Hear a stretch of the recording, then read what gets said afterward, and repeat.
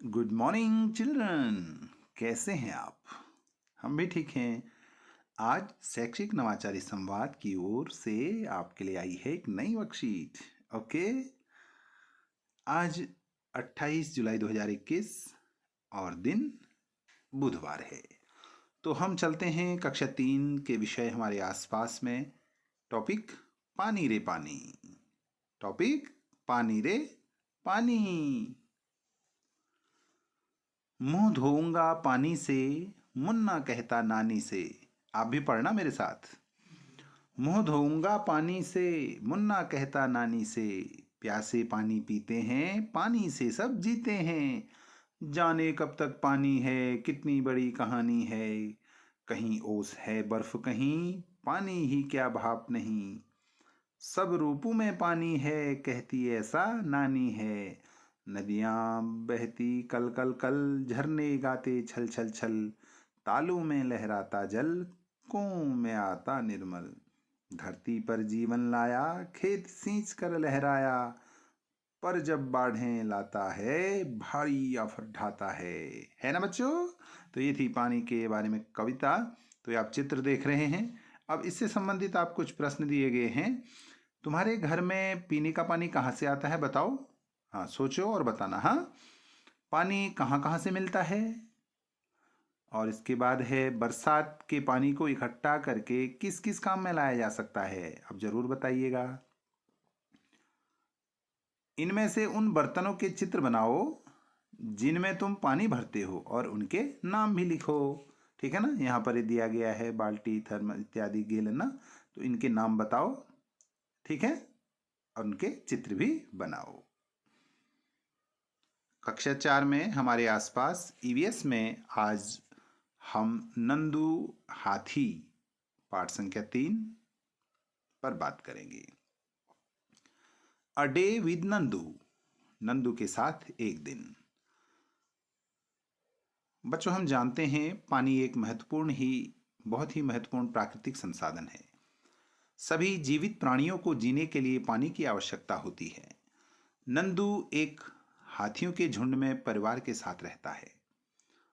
एक हाथी झुंड में मुख्य रूप से मादा और बच्चे हाथी पाए जाते हैं। सबसे बड़ी मादा हाथी झुंड का नेतृत्व करती है। एक वयस्क हाथी एक दिन में 100 किलोग्राम पत्तियां और टहनी अधिक खा जाता है। हाथी अपनी त्वचा को ठंडा रखने के लिए कीचड़ से खेलना पसंद करते हैं। उनके बड़े कान भी पंखे की तरह काम करते हैं। बच्चों, जंगल जो है वो जानवरों का घर है। मनुष्य अपने लाभ के लिए विभिन्न जानवरों को घर में पालते हैं। सभी जानवरों को अपने घर जंगल, जानवरों का घर कहाँ है? जंगल में स्वतंत्र रहना पसंद है। जानवरों को तब अच्छा नहीं लगता जब उन्हें पिंजड़े में रखा जाता है या जंजीरों में रखा जाता है। सांप एक छोटी टोकरी में रखा जाता है। हम अपने घर में अपने परिवार के साथ रहते हैं। घोड़े का दर्द तब महसूस होता है जब मनुष्य घोड़े को दर्द तब महसूस होता है जब मनुष्य घोड़े की नाल को उसके खुरों में लगाता है। ठीक है ना? तो ये जानकारी थी। इससे संबंधित कुछ अभ्यास हैं। नंदू के साथ एक दिन अध्याय को ध्यान से पढ़ें। अध्याय में दिए गए प्रश्नों को भरने का प्रयास करें। अब आपके लिए प्रोजेक्ट कार्य है। अध्याय में दिए गए एक पेपर हाथी को बनाने की कोशिश करें, या आप इसे अपनी कल्पना से बना सकते हैं। आप ऐसे ही अन्य जानवरों को भी बना सकते हैं। ठीक है ना? अब आपके लिए गृह कार्य है। भार ढोने के लिए प्रयुक्त जानवरों के नाम लिखो। कौन कौन से ऐसे जानवर हैं जो भार ढोने का काम करते हैं, बताइएगा। इसके अलावा सवारी के लिए उपयोग किए जाने वाले जानवरों के नाम भी लिखें। ठीक है? जिनका हम सवारी में उपयोग करते हैं। क्या आप समूह में रहते हैं? समूह माने ग्रुप में। आप एक समूह में रहना क्यों पसंद करते हैं, ये बताइए। ये सारे सवाल आपके लिए। अब चलते हैं आगे। कक्षा 5 हमारे आसपास में कहानी सपेरों की। सांप के बारे में थोड़ी बातें बताएं कि सांप के बाहरी कान नहीं होते। सांप कंपन महसूस करता है। सांप बीन की धुन सुनकर नहीं, बीन के हिलने को देखकर सांप भी हिलता है। ऐसा लगता है कि वो नाच रहा है। सरकार ने कानून बना दिया है कि न तो कोई जंगली जानवरों को पकड़ सकता है और न ही उन्हें अपने पास रख सकता है। तो कहानी जारी है। आर्यनाथ के दादा रोशन नाथ जी आगे की कहानी सुनाते हैं और कहते हैं ये सारी बातें। तो आप भी इस कहानी को ध्यानपूर्वक पढ़िएगा और इसके बाद फिर कुछ प्रश्न आपके लिए हैं कि क्या तुमने कभी जानवरों के खेल या नाच होते देखे हैं, जैसे सर्कस में, सड़क पर, पार्क में? अगर हाँ, तो कब और कहाँ देखे हैं? किस जानवर का खेल आपने देखा है? सपेरों के अलावा और कौन कौन लोग अपनी रोजी रोटी के लिए जानवरों पर निर्भर रहते हैं? ठीक है। और ये कहानी से प्रश्न है कि सांप किस प्रकार किसान की मदद करता है, दादाजी आर्यनाथ को अपने साथियों के साथ मिलकर क्या करने का सुझाव देते हैं, 4 जहरीले सांपों के नाम लिखो, सांप के जहर के असर को कम करने की दवाई किससे बनाई जाती है, यह दवाई कहाँ मिलती है ना, ये सारी। अब आपके लिए प्रोजेक्ट वर्क है। प्रोजेक्ट वर्क में यह है कि क्या तुमने कोई जानवर पाला है या किसी जानवर को पालते हुए देखा है?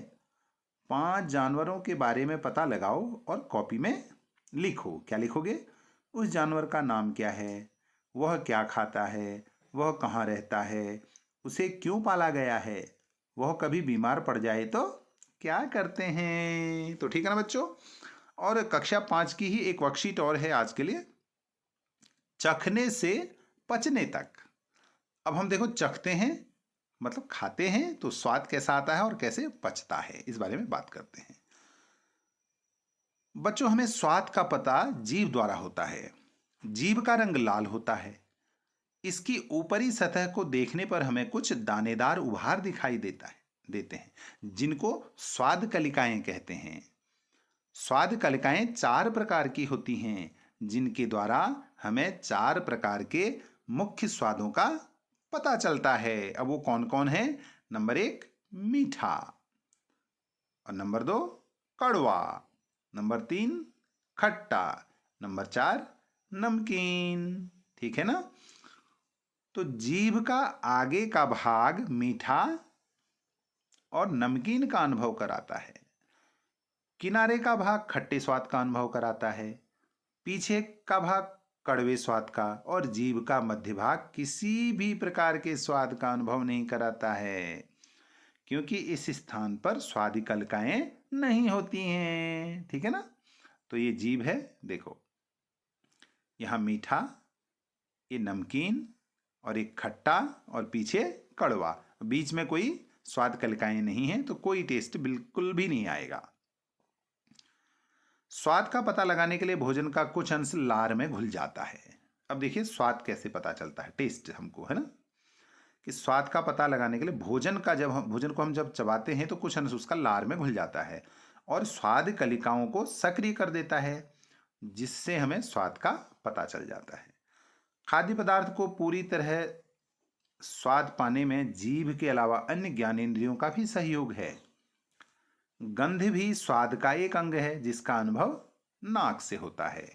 यही कारण है कि जुकाम हो जाने पर भोजन का पूरा पूरा स्वाद नहीं मिल पाता है और वह फीका फीका बेस्वाद लगता है ना। जब हमको जुकाम लगता है तो हम कहते हैं कि स्वाद ही नहीं आ रहा है।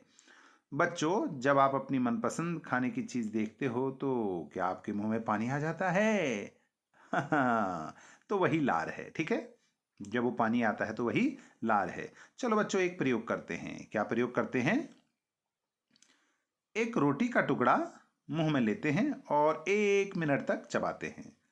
बोलो, अब आपने क्या अनुभव किया? कि रोटी का स्वाद मीठा हो गया। सोचो यह कैसे हुआ, सोचो सोचो। बच्चों, जब हम भोजन खाते हैं तो भोजन को पचाने व नरम करने के लिए मुंह में लार पैदा होती है। यही लार भोजन के स्टार्च, श्वेतसार या सुगर अर्थात मीठे में बदल देता है। तभी तो जब हम रोटी ब्रेड चावल को देर तक चबाते हैं तो मीठा हो जाता है भोजन, है ना। इसीलिए तो कहते हैं भोजन को अच्छी तरह देर तक चबाना चाहिए ताकि सही से पच सके। तो बच्चों याद रखना, जब भी भोजन करो भोजन में लार को अच्छी तरह मिक्स करना है, इसलिए हमें उसे देर तक चबाते रहना है। ठीक है ना। अब कुछ मनपसंद चीजें जिनका स्वाद बच्चों आपको बताना है, ठीक है ना।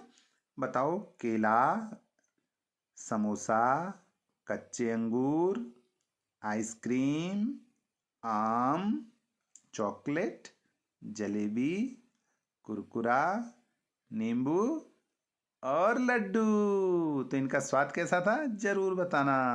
आज के लिए बस इतना ही। Thank you so much. Have a nice day.